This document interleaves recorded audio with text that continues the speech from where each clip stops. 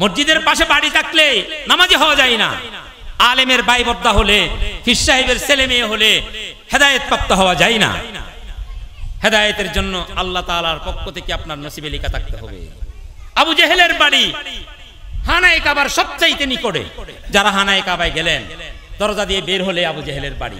আমার নবীর বাড়ি তার একটু দূরে। আবু জেহেলের বাড়ি ডিঙ্গিয়েই আমার নবীজিকে মক্কায় মুকাররমায় আসতে হতো। আল্লাহর ঘরের পাশে এত কাছে থাকার পরও আবু জেহেলের কপালে হেদায়েত না থাকার কারণে সে নামাজিও হতে পারে নাই, মুসলমানও হতে। আর সেই সুদূর থেকে পারস্য থেকে সালমান ফারসি রাদিয়াল্লাহু তাআলা আনহু, ইথিওপিয়া থেকে হযরত বেলাল রাদিয়াল্লাহু তাআলা আনহু এসে মদিনার সেই নিয়ামত, ইসলামের সেই নিয়ামত, রাসূলুল্লাহর সেই নূরানি সূরত সিরাত গ্রহণ করে আল্লাহর কাছে মূল্যবান হয়ে গেলেন, জান্নাতের অধিবাসী হয়ে গেলেন, জান্নাতের অধিকারী হয়ে গেলেন। সুবহানাল্লাহ। মসজিদের আজান শুনে মসজিদে আসতে পারে না, এমনি আশিকে রাসূল। কিসের আশিকে রাসূল? আল্লাহর রাসূলের সবচাইতে বড় সুন্নাহ হলো as-salatu li waqtiha, সময় মতো মসজিদে হাজির হওয়া। রাসূল করিম সাল্লাল্লাহু আলাইহি ওয়াসাল্লাম সোমবারে এসেছেন। ওয়াসতুমবিয়া ইয়াউমাল ইসনাইন, নবুয়ত লাভ করেছেন সোমবারে। ওয়াতওয়াফিয়া ইয়াউমাল ইসনাইন, ইন্তিকাল করেছেন, দুনিয়া থেকে বিদায় নিয়েছেন সোমবারে। ওখরাজা মুহাজিরাম মিন মক্কাতা ইলাল মদিনাতি ইয়াউমাল ইসনাইন, মক্কা থেকে মদিনায় হিজরত করেছেন সোমবারে। ওয়াকাদিমাল মদিনাতা ইয়াউমাল ইসনাইন, মদিনায় গিয়া পৌঁছেছেন সোমবারে। ওয়ারাফাআল হাজরাল আসওয়াদা ইয়াউমাল ইসনাইন, আর হাজর আসওয়াদকে যথাযথ স্থানে বসিয়ে দিয়েছেন সোমবারে। মুসনাদে আহমদের হাদিস। আল্লাহ রাসূল সাল্লাল্লাহু আলাইহি ওয়াসাল্লামকে সাহাবায়ে কেরামরা প্রত্যেক সোমবারে রোজা রাখতে দেখতেন। সোমবারে কি রাখতে দেখতেন? এখনো বলতেছেন না, মুরব্বিরা না বলুক, ছোটরা বলেন। আল্লাহ রাসূল কি বারে রোজা রাখতেন? কি বারে? সোমবার। এই বছর 12ই রবিউল আউয়াল কোন দিন ছিল? সোমবার। বলেন কোন দিন? সোমবার। 12ই রবিউল আউয়াল কি রোজা রাখার কোন আয়োজন হয়েছে বাংলাদেশে? না বিরিয়ানি খাওয়ার আয়োজন হয়েছে? কথা বলেন একটু। বিরিয়ানি খাওয়ার আয়োজন না রোজা রাখার আয়োজন? আর রাসূল কি রেখেছেন? রোজা রেখেছেন। এখন ভালোবাসলেন না কি করলেন আপনি ভালো জানেন, আমি বলবো না। আমার প্রিয় রাসূলকে কি ভালোবেসেছেন না কি করলেন আপনি? আমি বুকে হাত দিয়ে বলছি, আমি ব্যক্তিগতভাবে রোজা রেখেছি। আল্লাহ তুমি ক্ষমা করো, আমার এই কথাটি যৌক্তিক কারণে বললাম। কারণ আপনি যদি বলেন হুজুর আপনি রাখছেন নি, ওয়াজ করতেছেন, আমি রাখছি। শুধু আমি রাখছি তা না, গত বছর আমার মসজিদ ভারত আর পাকিস্তানে না, আপনাদের পাশেই। মিথ্যা বললে ওখান থেকে ফোন করে খবর নিতে পারবেন, ওখানে গিয়ে খবর নিতে পারবেন। আমি মিলাদুন নবী পালন করেছি কিভাবে?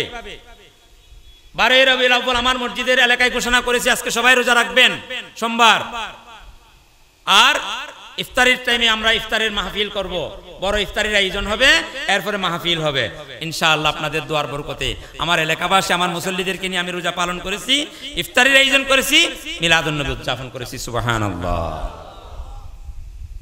সোমবার যে চলে গেল, হুজুরদেরও তো খবর নাই, আর খবর রাখার তো কোনো পরিবেশই ছিল না। যে আয়োজন, কিভাবে রোজা রাখার পরিবেশ থাকবে? গরু জবাই আর মহিষ জবাই আর খাবার দাবার। আমাকে মাঝে মাঝে আমার মুসল্লিরা বলে হুজুর আপনি আসার পর থেকে তো আমাদের রিজিকের কমতি হয়ে গেছে। কি বলে? যে আপনি মারা গেলে বলেন যে সদকায়ে জারিয়া করেন, মেজবান দেওয়ার দরকার কি? মেজবান বন্ধ হয়ে গেল। আর আন্নি বিরিয়ানির প্যাকেট বানাইতে বলেন, আপনি বলেন যে সোমবারে রোজা রাখেন, সেটাও কমে গেল। তা আমি বললাম এখন যদিও খারাপ লাগতেছে আপনাদের, কিন্তু পরকালে যখন এগুলার ফলাফল পাবেন তখন মহা খুশি হবেন। তখন বলবেন এইরকম যদি আরো বেশি করতে পারতাম, আরো বেশি করতে পারতাম। জান্নাতীরা শুধু আফসোস করবে, হাই যদি আরো বেশি সময়কে কাজে লাগাইতে পারতাম, অপচয় কেন করলাম সময়কে, আফসোস করবে। কারণ আরো বেশি দ্বীনি কাজ করতে পারলে আরো বেশি মর্যাদাবান জান্নাত পাওয়া যেত। সুবহানাল্লাহ। আমি আমার কথাকে গুছিয়ে বলি। প্রথম কাজ হচ্ছে এই একটি কথা বলে মিলাদুন নবীর আলোচনা শেষ, এরপরে সিরাতুন নবীতে চলে যাব। রাসূল করিম সাল্লাল্লাহু আলাইহি ওয়াসাল্লামের মিলাদ যদি কারো পালন করতে ইচ্ছে হয়, রাসূল করিম সাল্লাল্লাহু আলাইহি ওয়াসাল্লামকে ভালোবেসে কেউ যদি মিলাদুন নবী পালন করতে চান, তাহলে প্রতি সোমবার রোজা পালন করেন। বলেন সুবহানাল্লাহ। প্রতি সোমবারে কি পালন করবেন? রোজা। আপনি বছরের একদিন গরু মহিষ জবাই করে আনন্দ মিছিল করে জান্নাত কিনে ফেলবেন না। জান্নাত এত সহজ হলে তো আমাদের জন্য ভালোই হতো। আল্লাহ রাসূল সাল্লাল্লাহু আলাইহি ওয়াসাল্লাম আল্লাহর কত প্রিয়তম পয়গম্বর, কত উচ্চ মর্যাদাবান সম্পন্ন পয়গম্বর, এটি বলার কোনো অবকাশ নাই। কাউকে পৃথিবীতে ওয়াজ করতে হবে না রাসূল করিম সাল্লাল্লাহু আলাইহি ওয়াসাল্লাম শান আর মান নিয়ে। কারণ শান আর মান মর্যাদা করতে পারে কে? ছোট জনের মর্যাদা বাড়াইতে পারে বড় জনে। ছোট জনের মর্যাদা কে বাড়াইতে পারে? বড় জনে।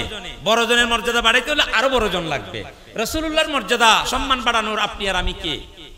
নাউযুবিল্লাহ, আমি আর আপনি তো রাসূল, সাহাবা, তাবিঈন, তবে তাবিঈন, এরপরে হাজার মর্যাদার পরে আপনার আর আমার অবস্থান।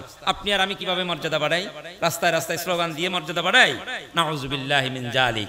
আল্লাহ সুবহানাহু ওয়া তাআলা কুরআনুল কারীমে রাসূল করিম সাল্লাল্লাহু আলাইহি ওয়াসাল্লামের মর্যাদাকে সর্বোচ্চ মর্যাদায় সমাসীন করেছেন।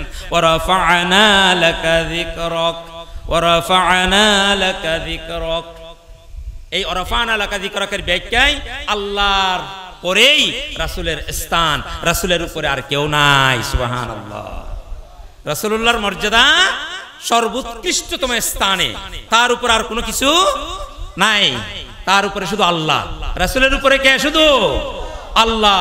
আর এই মর্যাদা বাড়িয়েছেন কে? আল্লাহ। আমার আপনার দায়িত্ব হচ্ছে এই মর্যাদার প্রতি বিশ্বাস রেখে রাসূলুল্লাহ যেই জন্য এসেছেন সেটি গ্রহণ করা। সম্মানিত হাজিরিন, আমরা চেষ্টা করব প্রতি সোমবারে রোজা রাখার, ইনশাআল্লাহ। প্রতি সপ্তাহে না পারলে প্রতি মাসে, আর প্রতি মাসে না পারলে অন্তত বছরে রাসূলুল্লাহর আগমনের দিন রোজা পালন করে মিলাদুন নবী পালন করব ইনশাআল্লাহ। আর কি করবেন? মিলাদুন নবী যদি পালন করতে চান আর কি করবেন? আল্লাহ রাসূলকে সাহাবা একজন প্রশ্ন করলেন, ইয়া রাসূলুল্লাহ, আমি আপনাকে বেশি ভালোবাসি। ক্বালা রাসূলুল্লাহ সাল্লাল্লাহু আলাইহি ওয়াসাল্লাম সাল্লু আলাইয়া। আরেকজন সাহাবা বললেন, ইয়া রাসূলুল্লাহ, কিয়ামতের দিন আমি আপনার কাছে কাছে থাকতে চাই। ক্বালা রাসূলুল্লাহ সাল্লু আলাইয়া। আরেকজন সাহাবা বললেন, ইয়া রাসূলুল্লাহ, আমি কিয়ামতের ময়দানে আপনার সুপারিশ প্রাপ্ত হতে চাই। ক্বালা রাসূলুল্লাহ সাল্লু আলাইয়া। আপনি যদি রাসূলকে ভালোবাসেন, আপনি যদি রাসূলের কাছাকাছি থাকতে চান, আপনি যদি রাসূলের সুপারিশ প্রাপ্ত হতে চান, আল্লাহর রাসূলের জবান দিয়ে বলা হচ্ছে সাল্লু আলাইয়া, আমার প্রতি তুমি দরুদ পড়ো। সুবহানাল্লাহ। আল্লাহর রাসূলের প্রতি বেশি বেশি কি পড়তে হবে? দরুদ শরীফ পড়তে হবে। আমি আগে দরুদ পড়তাম না, কালকে থেকে দরুদ পড়বো। আমি আগে সোমবার দিন রোজা রাখতাম না, আগামী সপ্তাহ থেকে সোমবার থেকে রোজা রাখবো। এটি হচ্ছে মুহাম্মদুর রাসূলুল্লাহর ভালোবাসা। বলুন সুবহানাল্লাহ। আর এটি হবে আজকের এই আয়োজনের সার্থকতা। যারা এখানে টাকা দিয়েছেন, শ্রম দিয়েছেন, এখনো পরিশ্রম করতেছেন, এত সুন্দর আয়োজন, তাদের সব কিছু সার্থক হবে যদি আপনি এই আয়োজন থেকে একটি আমল নিয়ে যেতে পারেন। সুবহানাল্লাহ। আর যদি আগের মতনই আপনি থেকে যান, এত বড় আয়োজন, আপনারও কোনো কল্যাণ হবে না, আমাদেরও কোনো কল্যাণ হবে না, আয়োজকদেরও কোনো কল্যাণ হবে না। সম্মানিত হাজিরিন, দ্বিতীয় যেটি কাজ করতে হবে সেটি হচ্ছে আমাদেরকে রাসূল করিম সাল্লাল্লাহু আলাইহি ওয়াসাল্লামের উপর বেশি বেশি কি পড়তে হবে? দরুদ শরীফ পড়তে হবে। মান সাল্লা আলাইয়া ওয়াহিদাতান সাল্লাল্লাহু আলাইহি আশ। যে ব্যক্তি আল্লাহ রাসূল সাল্লাল্লাহু আলাইহি ওয়াসাল্লামের উপর একবার দরুদ পড়েন, আল্লাহ তাআলা তার প্রতি 10টি রহমত নাজিল করেন। বলেন সুবহানাল্লাহ। শেষ 10টি রহমত না, আল্লাহ তাআলা তার 10টি গুনাহ ক্ষমা করে দেন। সুবহানাল্লাহ। আল্লাহ তাআলা তার 10টি মর্যাদা বৃদ্ধি করে দেন। সুবহানাল্লাহ। মহান আল্লাহ সুবহানাহু ওয়া তাআলা তার জন্য 10টি সওয়াব লিখে দেন। সুবহানাল্লাহ। 5 নম্বরে গিয়ে ফেরেশতাগণ তার জন্য দোয়া করেন। বলেন সুবহানাল্লাহ। 6 নম্বরে গিয়ে জমিনের উপর কিছু ফেরেশতা নিয়োজিত আছে, যেই ফেরেশতাদের কাজ হলো জমিনের যেই প্রান্তে আমার প্রিয় হাবিব সাল্লাল্লাহু আলাইহি ওয়াসাল্লামের প্রতি দরুদ পড়া হয়, ওই দরুদ তারা মদিনায়ে মুনাওয়ারায় রওদাতুন নববীতে পৌঁছিয়ে দেন। বলেন সুবহানাল্লাহ। সবচাইতে আকর্ষণীয় পুরস্কার যেটি দরুদ শরীফের, সবচাইতে আকর্ষণীয় পুরস্কার, একটু খেয়াল করেন কেন আপনি দরুদ শরীফ পড়বেন। সবচাইতে আকর্ষণীয় পুরস্কার, আল্লাহ রাসূল সাল্লাল্লাহু আলাইহি ওয়াসাল্লামের রওদাতে যখন ফেরেশতারা দরুদ নিয়ে যাবেন, আল্লাহ রাসূল দরুদ পাঠকারীর নাম, পিতার নাম জানবেন এবং মুহাম্মদুর রাসূলুল্লাহ সাল্লাল্লাহু আলাইহি ওয়াসাল্লাম ওই দরুদ পাঠকারীর জন্য আল্লাহর দরবারে দোয়া করবেন। সুবহানাল্লাহ। দেখেন তো, আমার নবীজি নাই আমাদের মাঝে, শারীরিক আকৃতি নিয়ে আমাদের সামনে হাজির নাই কয় বছর? ১৫০০ বছর প্রায়। কিন্তু আপনি চাইলেই প্রতিনিয়ত রাসূলুল্লাহর দোয়া পেতে পারেন। আপনি চাইলেই প্রতি মুহূর্ত রাসূলুল্লাহর সামনে আপনার নাম পেশ করতে পারেন। কিভাবে? রাসূলের প্রতি দরুদ পেশ করে। সুবহানাল্লাহ। আমার কথাটা বুঝেছেন মুরব্বীরা? দরুদ শরীফ পড়বেন। হুজুর কোন টাইমে কখন কয়বার পড়ব এটা আপনি নির্ধারণ করে রাখেন।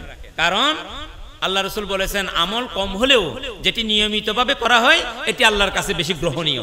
এটিও হাদিস, আমি বাংলা বললাম শুধু। আপনি আজকে মিলাদুন নবী, এই জন্য আজকে সারাদিন সালাতুনিয়া পড়ে ফেললেন, আর এক বছরের ভিতরে রাসূলের দরুদের কোনো খবর নাই। আর আমরা তো আরেক দুর্ভাগ্য জাতি, আমরা দরুদ বুঝি সালাতুনিয়াকে। আমি ওই দিন চন্দ্রকোনা কাতারি মসজিদে জুমা পড়াইছি, গত 2 জুমা আগে। সবাই মহা খুশি। আমি যখন শেষে বের হচ্ছি তখন একজন বলছে, হুজুর একদিন বালা লাগি অনেক দরুদ শরীফের অনেক ফজিলত হইলেন, কিন্তু অনেক তো সালাতুনিয়া না ফরম। আই কি আইসুম না হাইন্দুম না জবাব দিয়ম, এ বাংলারে বুঝাইব হনে সালাতুনিয়া যে দরুদ শরীফ বানাইয়ে। দরুদ শরীফ আল্লাহ রাসূল হাদিস শরীফের মধ্যে কত উচ্চ মানের দরুদ কত আছে। আমি বললাম ভাই আমি বলছি হয়তো আপনি দেরিতে আসছেন, আমি শুরুতে সালাতুনিয়া 2-3 বার পড়ে ফেলছি, আপনাদের এখানেও পড়ছি না? হ্যাঁ, আপনার কাছে যেই দরুদ সহজ লাগে কোন দরুদকে হেয় করা যাবে না। মানুষ না বুঝে, উলামায়ে কেরামরা না বুঝে আওয়াম মানুষদেরকে জামালায় ফেলে দেয়। মিলাদুন নবী জায়গায় সিরাতুন নবী দেখলেই কিছু আলেম বলো ওয়া দেখো না ইতারা নবীর মিলাদ ন করে। নাউজুবিল্লাহি মিন জালিক, নাউজুবিল্লাহি মিন জালিক। আপনি যে সিরাতুন নবীকে গালি দিচ্ছেন, ওখানে আমার নবীজির নাম নাই, আছে কি নাই? আর সিরাত মানে আমার নবীর জীবনী। আপনি আমার নবীর জীবনীকে অস্বীকার করলেন, আপনার ঈমান কি রইল? আল্লাহ রাসূল সাল্লাল্লাহু আলাইহি ওয়াসাল্লামের কোরআনকে কাফের মুশরিকরা গ্রহণ করে নাই। সবাইকে বলছে এই কাছে যাইও না, কাছে যাইও না, জাদু পেয়ে যাবে, জাদু পেয়ে যাবে। মুহাম্মদের কোরআন শুনিও না। ওমা একদিন রাতিয়া আবু জেহেল মুহাম্মদুর রাসূলুল্লাহর ঘরের কেতু নাই, একজনে দেখে এই কতুন কতন হইস না হইস কি রে কিন হদ্দি কত নাই ওর হ কত আই কানা মুহাম্মদের বাড়িতে গিয়ে দি কোরআন তেলাওয়াত শুনি বললে। অবুক তুমি না আমাদেরকে সারা দিন এই কোরআনের বিরোধিতা করো, কোরআন না শোনার জন্য বলো, তুমি কেন গেছো মুহাম্মদুর রাসূলুল্লাহর বাড়িতে কোরআন শোনার জন্য? যে কোনো ভাবে আপনি কোরআন শুনেন, হেদায়েত যদি তাকে কপালে, ওই ভুল ধরতে গিয়ে আপনি হেদায়েত প্রাপ্ত হয়ে যাবেন ইনশাআল্লাহ। বলেন সুবহানাল্লাহ। হযরত ওমর হেদায়েত প্রাপ্ত হয়েছেন কোরআন শোনার পরে। অসংখ্য মানুষ কোরআন শুনে হেদায়েত প্রাপ্ত হয়েছে। ভুল ধরার জন্য হলেও আসেন, শুদ্ধ করার জন্য হলেও আসেন, কোরআনের কাছে আসেন, কোরআন তেলাওয়াত করেন, কোরআন শুনেন, কোরআন বুঝেন। আল্লাহ রাসূলকে আল্লাহ দুনিয়াতে পাঠিয়েছেন কোরআন শোনানোর জন্য, আমাদেরকে কোরআন তেলাওয়াত শোনানোর জন্য। বা'সা ফিল উম্মিনা রাসূলাম মিনহুম ইয়াতলু আলাইহিম আয়াতিনা ওয়া ইউযাক্কিহিম ওয়া ইউআল্লিমুহুমুল কিতাবা ওয়াল হিকমা। তোমাদের মাঝে আমি রাসূলকে পাঠিয়েছি আমার আয়াতগুলো তোমাদেরকে তিলাওয়াত করে শোনানোর জন্য। সম্মানিত হাজিরিন, রাসূল করিম সাল্লাল্লাহু আলাইহি ওয়াসাল্লামের উপর দরুদ বেশি বেশি পড়তে হবে, কম কম না, বেশি বেশি দরুদ শরীফ পড়বেন। ইবাদতের মজা পাবেন দরুদ শরীফ পড়লে। ইবাদতের আগে পরে দরুদ শরীফ পড়বেন, বেশি সময় ধরে রাসূলুল্লাহর প্রতি দরুদ পড়বেন। বিশেষভাবে আজকের আলোচনার দ্বিতীয় পয়েন্ট, প্রথম পয়েন্ট বললাম সোমবার দিন রোজা রাখা। প্রথম কথা কি? সোমবার দিন রোজা রাখা। আমি পয়েন্ট পয়েন্ট করে বলে যাব, এগুলো আবার মুখস্থ করবেন, আমল করার চেষ্টা করবেন, তাহলে সার্থক। আমার আশা আপনার আশা, টাকা দেয়া, টাকা নেয়া, টাকা খরচ করা সব সার্থক হবে ইনশাআল্লাহ। আল্লাহ রাসূলের প্রতি দরুদ কতক্ষণ পড়বেন? আল্লাহ রাসূল সাল্লাল্লাহু আলাইহি ওয়াসাল্লামের জবান দিয়ে শুনেন কতক্ষণ দরুদ পড়বেন।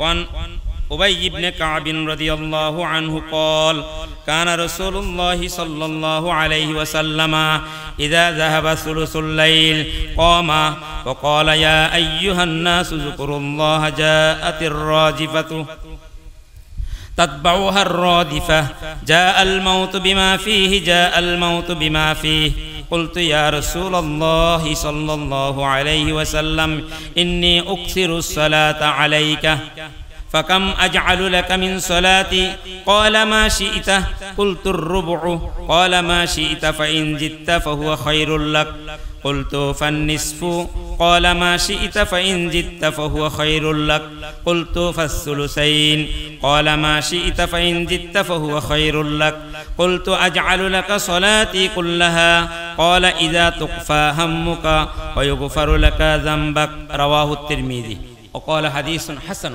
أو كما قال عليه السلام সম্মানিত মুরব্বিয়ান ইকরাম, যুবক ভাইয়েরা, পর্দার আড়ালের মা ও বোনেরা, মা বোনেরও এই ওয়াজ শোনাটা দরকার। কতক্ষণ পর্যন্ত আপনি রাসূলের প্রতি দরুদ পড়বেন? বছরে একবার সিরাতুন নবী মাহফিলের দিন, বছরে একবার মিলাদুন নবী মাহফিলের দিন, নামাজের পরে ইমাম সাহেবের সাথে 3 বার না। আল্লাহ রাসূল কি বলেন একটু শুনেন। হযরত উবাই ইবনে কাব রাদিয়াল্লাহু তাআলা আনহু থেকে বর্ণিত, রাসূলুল্লাহ সাল্লাল্লাহু আলাইহি ওয়াসাল্লামের নিয়ম ছিল তিনি রাতের 1/3 পার হয়ে গেলে ঘুম থেকে উঠে যেতেন। আমরা সবাই সূরা মুজাম্মিল পড়েছি, শুনেছি। ইয়া আইয়ুহাল মুজাম্মিল ইয়া আইয়ুহাল মুজাম্মিল কুমিল লাইলা ইল্লা কলিলান নিসফাহু আবিন কুসমিনহু কালিলা আওজিদ আলাইহি ওয়ারাত্তিলিল কুরআনা তারতিলা। আমরা সারা রাত ঘুমাই, আমার নবীজি সারা রাত ঘুমাতেন না। আমার নবীজি সারা রাত ঘুমাতেন না। আল্লাহ তাআলা বলে দিয়েছেন, রাসূল রাতের 2 ভাগের 1 ভাগ অথবা আরো আগে অথবা আরো পরে আপনি উঠে পড়ুন। সুবহানাল্লাহ, কোরআন তেলাওয়াত করুন। আল্লাহ রাসূল সাল্লাল্লাহু আলাইহি ওয়াসাল্লাম রাতের শেষ রাতে উঠে মানুষদেরকে বলতেন, সাহাবায়ে কেরামদেরকে, কিয়ামত সংঘটিত হওয়ার জন্য প্রথম ফুৎকার তো হয়ে গেল। কারণ আল্লাহর রাসূল দুনিয়াতে এসেছেন, এটি কিয়ামতের অন্যতম লক্ষণ। মিরাজের রজনীতে আল্লাহর রাসূল সাল্লাল্লাহু আলাইহি ওয়াসাল্লাম জিবরিলের সাথে যখন সাথী হয়ে যাচ্ছিলেন, প্রথমেই দেখা হয়ে গেছিল এক বিদ্যা, একদম বয়সের বারে নুয়ে পড়ছে এমন বিদ্যা। এরপরে দেখা হলো আরেক বৃদ্ধ, এরপরে দেখা হলো 3 জন জলিলুল কদর পয়গম্বর। ওই 3 জন পয়গম্বরের সাথে আল্লাহর রাসূলের সালাম বিনিময় হলো। প্রথম 2 জনের ব্যাপারে আল্লাহর রাসূল এবং জিবরিলের সাথে যে কথোপকথন হলো, হাদিস শরীফে এসেছে, জিবরিল বললেন, ইয়া রাসূলুল্লাহ, তাদের সাথে যে আপনি দেখা করেন নাই, কথা বলেন নাই, ভালো করছেন। জিবরিল, তারা কারা? বলে যে ইয়া রাসূলুল্লাহ, প্রথম যাকে আপনি দেখেছেন বয়সের বার একদম নুয়ে পড়েছেন, বৃদ্ধ হয়ে গেছেন, সে হলো দুনিয়া। এরপরে যাকে আপনি বৃদ্ধ অবস্থায় দেখেছেন সে হলো শয়তান। এই জন্য এই 2 জনের সাথে আপনার সাক্ষাৎ ঘটে নাই, এটা খুবই ভালো হয়েছে, আলহামদুলিল্লাহ। সাল্লাল্লাহু আলাইহি ওয়াসাল্লাম, আমি আপনার উপর খুব বেশি দরুদ পড়তে থাকি।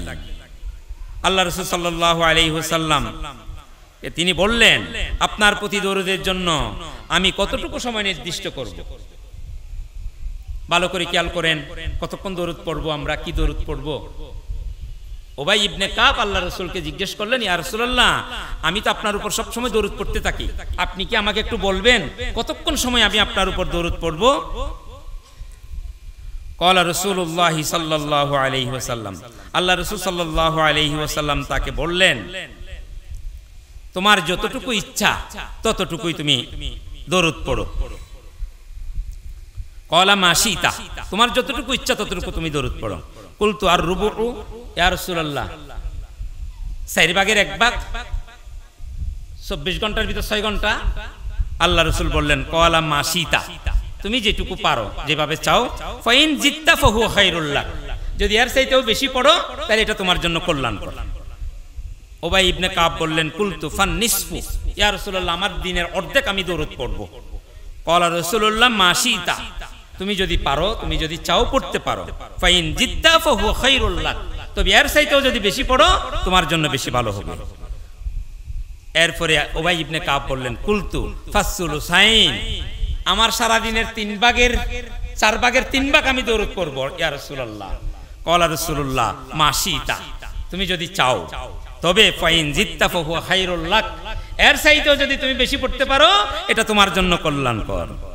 কুলতু আজআলু লাকা সালাতি কুল্লাহা, ইয়া রাসূলুল্লাহ, আমি সারা দিন আপনার প্রতি দরুদ পড়ব। ক্বালা রাসূলুল্লাহ সাল্লাল্লাহু আলাইহি ওয়াসাল্লাম, ইযা তুকফা হাম্মুকা ওয়া ইগফিরু লাকা যামবাক।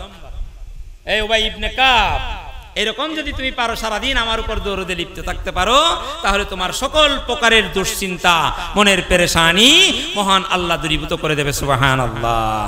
আর তোমার সমস্ত গুনাহ আল্লাহ তাআলা ক্ষমা করে দেবেন, পড়ুন সুবহানাল্লাহ।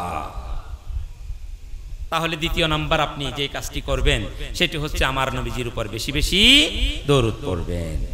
কারণ এই দরুদ পড়ার মধ্য দিয়ে আপনি আল্লাহর রাসূলের নৈকট্য লাভ করতে পারবেন, ইবাদতের মজা পাবেন। উলামায়ে ইকরাম সবসময় আপনাদের সামনে একটা আয়াত দিয়ে ওয়াজ শুরু করেন, আমিও যেটা দিয়ে পড়ে শুরু করছি, ইন্নাল্লাহা ওয়া মালাইকাতাহু ইসাল্লুনা আলান নবী ইয়া আইয়ুহাল্লাযীনা আমানু সাল্লু আলাইহি ওয়া সাল্লিমু তাসলিমা।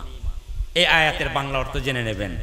আল্লাহ সুবহানাহু ওয়া তাআলা ফেরেশতাগণ সবাইকে রাসূলের প্রতি দরুদ পড়ার আবেদন এই আয়াতে রয়েছে। এই জন্য আমরা দ্বিতীয় যে কাজটি করব রাসূলুল্লাহর আগমনে আনন্দিত হয়ে, সেটি হচ্ছে আমরা বেশি বেশি দরুদ শরীফ পড়ব। আজকে থেকে সিদ্ধান্ত নেন, এশারের নামাজের পর ঘুমানোর আগে অন্তত 100 বার সাল্লাল্লাহু আলাইহি ওয়াসাল্লাম বলেন, সাল্লাল্লাহু আলাইহি ওয়াসাল্লাম, সাল্লাল্লাহু আলাইহি ওয়াসাল্লাম, সাল্লাল্লাহু আলাইহি ওয়াসাল্লাম। সংক্ষিপ্ত দরুদ, এই দরুদটা আপনি নীরবে পড়েন। রাসূলুল্লাহর ভালোবাসা কি? রাসূলুল্লাহকে ভালোবেসে লোক দেখানো ইবাদত দিয়ে জান্নাত পাওয়া যাবে না, লোক দেখানো ইবাদত দিয়ে দুনিয়া পাওয়া যেতে পারে। অন্তর থেকে রাসূলুল্লাহকে ভালোবেসে আল্লাহর ভয় অন্তরে জাগ্রত রেখে রাসূলুল্লাহর প্রতি দরুদ পড়ুন। আশা করা যায় আল্লাহর রাসূলের সুপারিশ আমাদের জন্য অবধারিত হবে ইনশাআল্লাহ। সম্মানিত হাজিরিন, আমি সিরাতুন নবী সম্পর্কে সংক্ষিপ্ত কথা, কারণ কথা বলার জন্য ইলম দরকার, আমল দরকার। আমার কাছে দুটোটাই গায়েব, দুটোটাই অনুপস্থিত।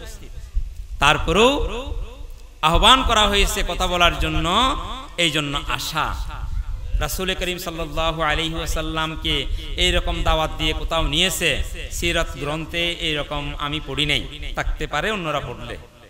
বরঞ্চ আপনার আমার সেই প্রিয় হাবিবে দুজাহা মুহাম্মদুর রাসূলুল্লাহ সাল্লাল্লাহু আলাইহি ওয়াসাল্লাম নিজের গাড়ি ভাড়া, নিজের খাবার, নিজের টাকা পয়সা, নিজের শক্তি খরচ করে মক্কার অলিতে গলিতে, মদিনার অলিতে গলিতে, তাইফের ময়দানে দ্বীনের এই দাওয়াত পৌঁছিয়ে দেওয়ার জন্য ছুটে চলেছেন। সুবহানাল্লাহ। মজলিসে ঢোকার সময় কেউ নারায়ে তাকবীর স্লোগান দেয় নাই, গলায় কেউ মালাও পরায়ে দেয় নাই, কেউ একটু বসার জায়গাও দেয় নাই। তাইফের ময়দানে আমার রাসূলুল্লাহকে পাথরের পর পাথর মেরে লুটিয়ে যখন পড়েছেন, বগলের নিচে হাত দিয়ে আমার রাসূলুল্লাহকে দাঁড় করাইলেন, আবার পাথর নিক্ষেপ করেছেন, আমার নবীজি আবার লুটিয়ে পড়েছেন। এইভাবে করে করে আমার নবীজি মানুষের কাছে দাওয়াত নিয়ে গেছেন।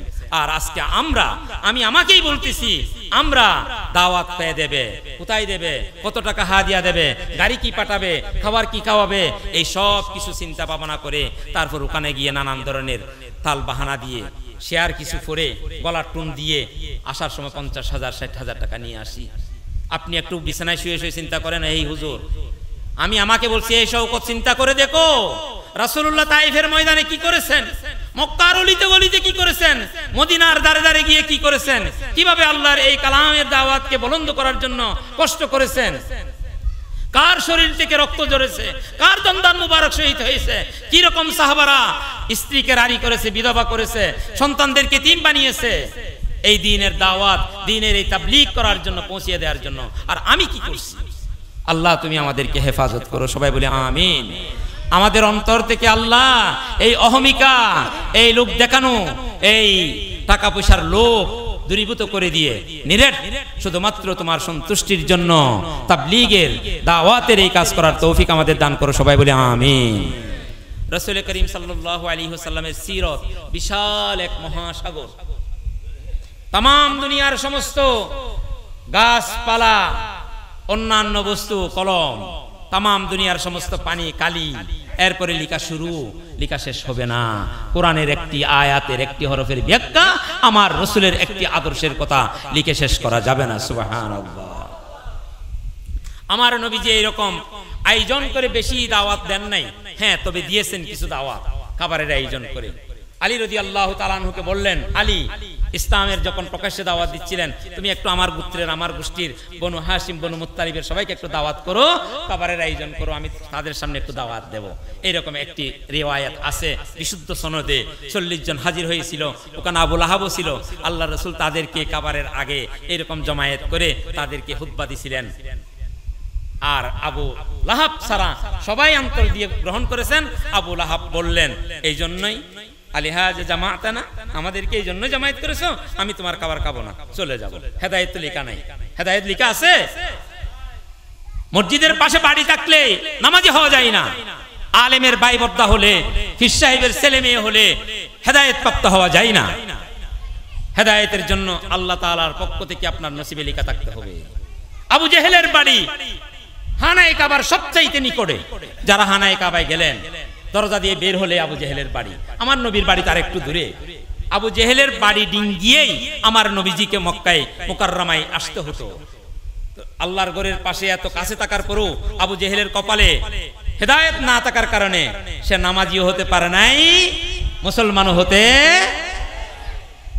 আর সেই সুদূর থেকে, পারস্য থেকে সালমান ফারসি রাদিয়াল্লাহু তাআলা আনহু, ইথিওপিয়া থেকে হযরত বেলাল রাদিয়াল্লাহু তাআলা আনহু এসে মদিনার সেই নিয়ামত, ইসলামের সেই নিয়ামত, রাসূলুল্লাহর সেই নূরানি সূরত সিরাত গ্রহণ করে আল্লাহর কাছে মূল্যবান হয়ে গেলেন, জান্নাতের অধিবাসী হয়ে গেলেন, জান্নাতের অধিকারী হয়ে গেলেন। সুবহানাল্লাহ। মসজিদের আজান শুনে মসজিদে আসতে পারে না, এমনি আশিকে রাসূল। কিসের আশিকে রাসূল? আল্লাহর রাসূলের সবচাইতে বড় সুন্নাহ হলো as-salatu li waqtiha, সময় মতো মসজিদে হাজির হওয়া। রাসূলুল্লাহর একজন সাহাবা আল্লাহর রাসূলের কাছে এসে বললেন, ইয়া রাসূলুল্লাহ, আমি তো অন্ধ, আপনি আমাকে একটু রুখসত দেন নামাজের ব্যাপারে, জামাতে আসার ব্যাপারে, মসজিদে আসার ব্যাপারে। আল্লাহর রাসূল প্রথমে তাকে বললেন, ঠিক আছে, তুমি যেহেতু চোখে দেখতে পাও না, তুমি ঘরে পড়ো। এই কথা বলে কিছু মুহূর্ত গেল, আল্লাহ রাসূল আবার তাকে ডাক দিলেন। আসলো, আচ্ছা তুমি তো চোখে দেখতে পাও না, ঠিক আছে, তুমি কি কানে শুনো? ইয়া রাসূলুল্লাহ, আমার তো কান বধির না, আমি তো কানে শুনতে পাই, আমার চোখে সমস্যা। বলে যে না, তাহলে তোমার জন্য কোনো রুখসত নাই। খেয়াল করুন মুরব্বীরা, যুবক ভাইয়েরা, তোমার জন্য কোনো রুখসত নাই। তুমি বরঞ্চ তোমার ঘর থেকে মসজিদ পর্যন্ত একটা রশি টাঙ্গিয়ে দাও, আজান শুনলে তুমি এই রশি ধরে ধরে মসজিদে চলে এসে বা জামাত নামাজ আদায় করো। সুবহানাল্লাহ। আকবর শিকদার পাড়া মসজিদে কতজন হয়তো আমি জানি না, আমি আমার আশপাশে এমন মসজিদও দেখেছি, বিশেষভাবে ঈদের দিন ফজরের নামাজের কথা বলতেছি, নাম বলবো না মসজিদে, যেহেতু আমার পাশে বদনামি, আমারটা আমি এখানে করে যেতে পারবো। ইতিকাফ থেকে গেছি, এখান থেকে ফজরের নামাজ পড়তে গেছি, দেখলাম কেউ নাই, আজান হুজুর আসে নাই, মসজিদ তালা মারা। পরে পার্শ্ববর্তী এক জায়গা থেকে একজনকে ডেকে মসজিদের বারান্দায় দুইজনে মিলে ফজরের নামাজ আদায় করেছি। আহারে মুসলমান, রাতের পর রাত শুনতেছে ওয়াজ, রাতে 3টায় আরামসে ঘুমাইছে, এবার সকাল 8টায় ঘুম থেকে উঠছে। তুমি রাতে 3টা পর্যন্ত কিসের ওয়াজ শুনেছো? তোমাকে কে ওয়াজ শোনাইলো? আমাদের জন্য দুর্ভাগ্য, আপনাদের জন্য দুর্ভাগ্য। আজকের মাহফিল শোনার পরে যদি একজন মুসল্লি এখানে না পারে, তাইলে আমার আশা ব্যর্থ, আমাকে যেই হাদিয়া দেওয়া হবে সেটিও নষ্ট, আয়োজনও নষ্ট। আর আজকের মাহফিলের পরে যদি আকবর শিকদার পাড়া জামে মসজিদে ফজরের নামাজে অন্তত একজন মুসল্লিও যদি বৃদ্ধি পায়, তাহলে আজকের এই আয়োজন সার্থক। বলেন সুবহানাল্লাহ। ফজরের নামাজে আসবেন ইনশাআল্লাহ। এর চাইতে বড় রাসূলের ভালোবাসা আর কিছু নাই, এর চাইতে বড় রাসূলের ভালোবাসা আর কিছু নাই। রাসূলকে ভালোবাসা মানে কি? মান আহাব্বা সুন্নতি ফাকাদ আহাব্বানি ওয়া মান আহাব্বানি কানা মাই ফিল জান্নাহ।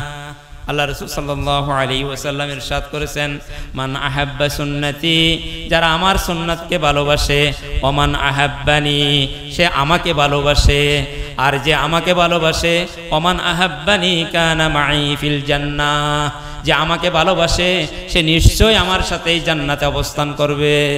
সুবহানাল্লাহ। আমি একটু আগে বললাম, আল্লাহ রাসূলের দরবারে আমাদের নাম প্রতি মুহূর্তে দেওয়ার মাধ্যম হলো দরুদ পড়া, আর আল্লাহর রাসূলের সাথে জান্নাতে থাকার উপায় হলো রাসূলের সুন্নাতকে আঁকড়িয়ে ধরা। সুবহানাল্লাহ।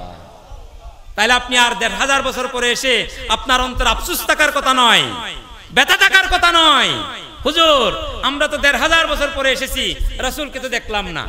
কেন, রাসূলকে দেখার জন্য আপনি কি আকাঙ্ক্ষা করছেন কখনো? আমার রাসূলকে তো স্বপ্নে দেখা বন্ধ হয় নাই। আপনি আমার রাসূলকে দেখার জন্য কখনো দোয়া করেছেন? কত রকম দোয়া করলেন আল্লাহর কাছে, আল্লাহ আর বড় ডাক্তার বানাও, ইঞ্জিনিয়ার বানাও, আর কোটিপতি বানাও, আর নেতা বানাও, আর চেয়ারম্যান বানাও। কই একবারও কি বলছি আমরা? কান্না করে করে আল্লাহ মক্কার কত কাফের মুশরিককে তোমার নবীজির নূরানি চেহারা দেখাইছো তুমি।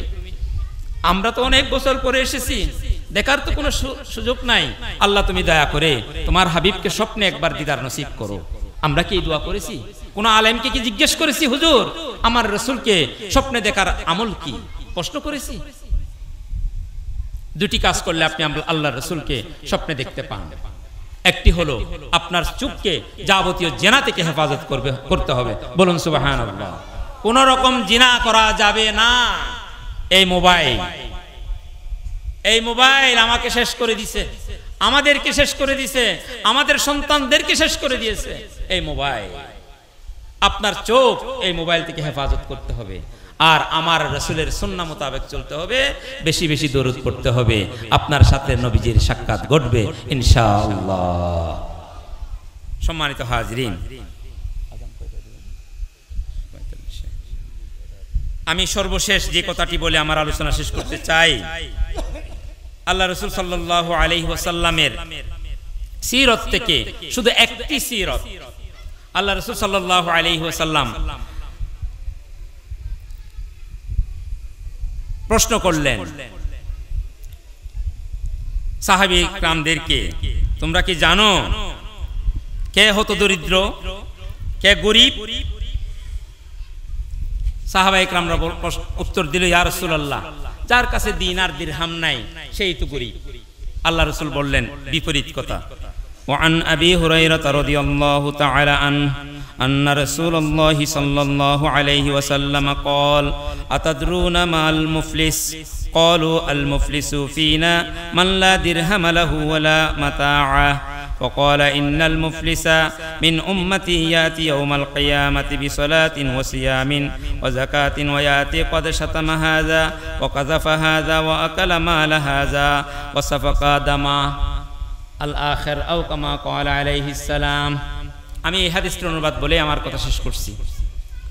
আল্লাহ রাসূল সাহাবীদেরকে প্রশ্ন করলেন হতদরিদ্র ব্যক্তিকে, গরীব মানুষকে।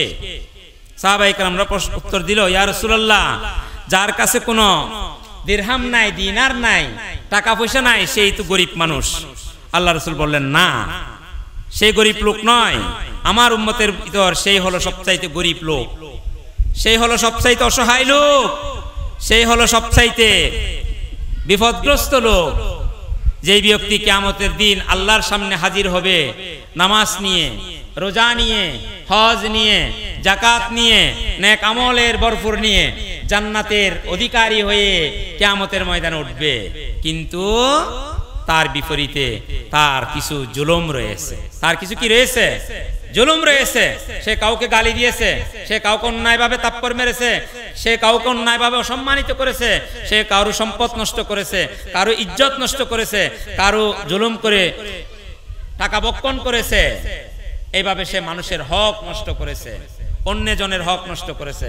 কিয়ামতের ময়দানে সেই পাওনাদাররা হাজির হবে, তার কাছে পাওনা চাইবে, কিন্তু তার কাছে তো কোনো লা দিরহামা ওয়ালা দিনারা, কোনো দিরহামও থাকবে না, কোনো দিনারও থাকবে না। তখন আল্লাহ তাআলা ফয়সালা দেবেন, যেহেতু আল্লাহ তাআলা আহকামুল হাকিমিন, ফয়সালা দেবেন কি তুমি কি পাবে তার কাছে?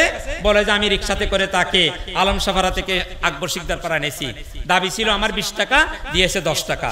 উনি নেতা ছিলেন, সমাজের মুরব্বী ছিলেন, সম্পদশালী লোক ছিলেন, বয়ে কিছু বলতে পারি নাই, 10 টাকা দিয়েছে, বাকি 10 টাকা আমি তার কাছে পাবো। তাকে 10 টাকার পরিমাণ সওয়াব দিয়ে দেওয়া হোক, 10 টাকা পরিমাণ সওয়াব দেয়া হবে। এইভাবে আসতে থাকবে, আসতে থাকবে, আসতে থাকবে, তার সওয়াব দিতে থাকবে। সর্বশেষ সওয়াব শেষ, পাওনাদার বাকি। এবার পাওনাদার আসবে, তো সওয়াব তো নাই, কি দেবে? এবার উল্টা থেকে শুরু হবে। যারা পাওনাদার তাদের গুনাহ তাকে দেয়া হবে, ওই পাওনা অনুযায়ী গুনাহ দেয়া হবে। দিতে এমন হবে আলাইহি সুম্মা তুরিহা ফিন্নার। এই জান্নাতি মানুষটাকে মানুষের পাওনা আদায় করতে গিয়ে নিজের আমলগুলো দিতে হয়েছে, পরে তাদের গুনাহগুলো কাঁধে নিয়ে জান্নাতে নিক্ষেপ করা, জাহান্নামে নিক্ষেপ করা হয়েছে। বলুন নাউজুবিল্লাহ।